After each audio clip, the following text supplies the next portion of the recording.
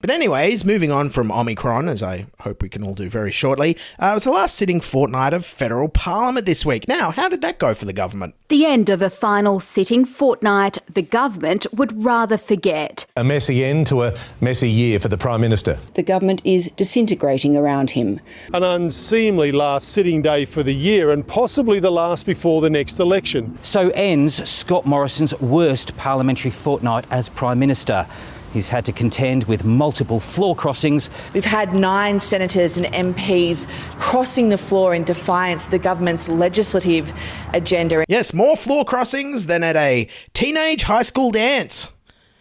Because the boys and the girls stay on opposite sides of the floor. Yeah, look, it's been a long week. I haven't really had time to flesh out the script properly. But anyways, a lot of coalition MPs are standing aside or being stood down, including this bombshell today. The Morrison government is in crisis tonight, with Education Minister Alan Tudge standing aside following explosive allegations of abuse from a former media advisor with whom he had an affair.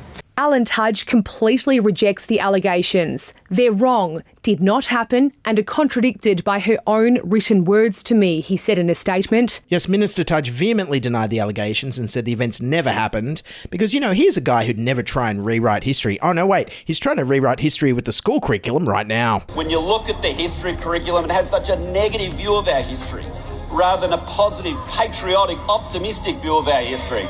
But I want people to come out having learnt about our country with a love of it rather than a hatred of it. Anyways, moving on. Who is next to fall from the government this week? Former Attorney General Christian Porter will quit politics at the next federal election. The former Attorney General Christian Porter is quitting federal politics. Yes, and I don't know about you, but isn't there something glorious about the mental image of the guy behind the robo-debt scandal queuing up at a Perth Centrelink office next year? Oh, the joy. There'll be something great about the people at Centrelink being like, but who gave you the money in the blind trust? How much is in the blind trust? And he'll be like, I'd rather not say. Christian Porter resigning is going to cause some election headaches for the government, though. Christian Porter's WA seat of Pearce was already looking a tough fight for the Liberal Party, which will almost certainly pre-select a woman to contest the next election.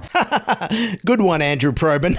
Why would the Liberals start now? Given women make up just 25% of its federal ranks. All right, so 2 down, 1 to go. Who's next? After a tumultuous final sitting fortnight, Health Minister Greg Hunt made the announcement we all knew was coming.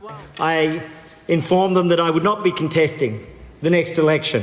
I mean, I'm not surprised Greg Hunt's resigning after Scott Morrison called him a rude word. On the 19th of February, Minister Hunt called the EU Health Minister. All right, so with the Parliament sitting over for the year, the government's now going to talk about some of its policy priorities ahead of the election, including this one they announced this week. Online trolls would be unmasked in a social media crackdown that could see companies forced to reveal the identity of anonymous bullies. Yes, no more anonymous social media accounts.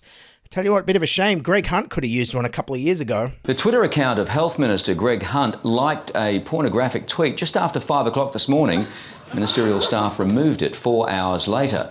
Mr Hunt has referred the matter to federal police. Scott Morrison, who normally defends free speech, had this to say. Free speech is not being allowed to cowardly hide in your basement and sledge and slur and harass people anonymously and seek to destroy their lives. Yeah, he's right. Just think, if we knew everyone's online social identity, how many other politicians would we know like to tweet by BBW Cumpumper 69 at 5 in the morning? It would be countless.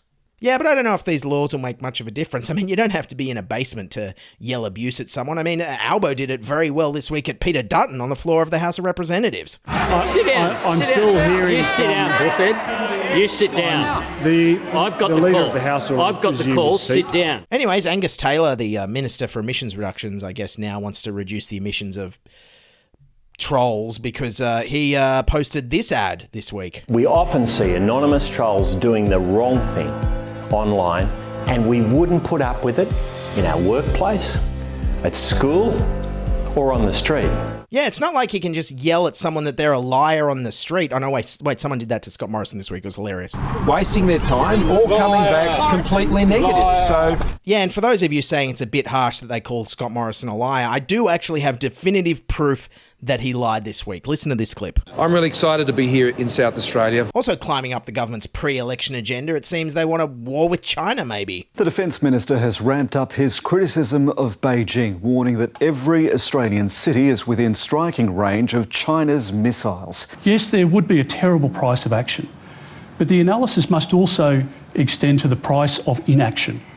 If Taiwan is taken, surely the Senkakus are next. If Taiwan was taken back, as Hong Kong has, as I said before, the Senkakus go next. Peter Dutton's right. You know what they say? First go the Senkakus, then next stop Australia. The Senkakus, you got to take the Senkakus to invade Australia. The Senkakus is very strategic military importance, the Senkakus. I have not researched this at all, I apologise. But it just sounds funny to say. Of course, the reason the government's talking about all these other things is they don't want to talk about the economy. The economy shrank by 1.9% in the September quarter. Yes, with economic news that bad, you expect Labor to sharpen their slogans and get some buzzwords out. What's Shadow Treasurer Jim Chalmers got to say? This is the downturn that we didn't have to have. It comes courtesy of Scott Morrison's failures on vaccines and quarantine and economic support. It's not bad, Jim Chalmers, but I think Victorian Labor MP Julian Hill's criticism of Scott Morrison was a bit funnier. He was first in the queue. For all other Australians, it was the long far queue for them.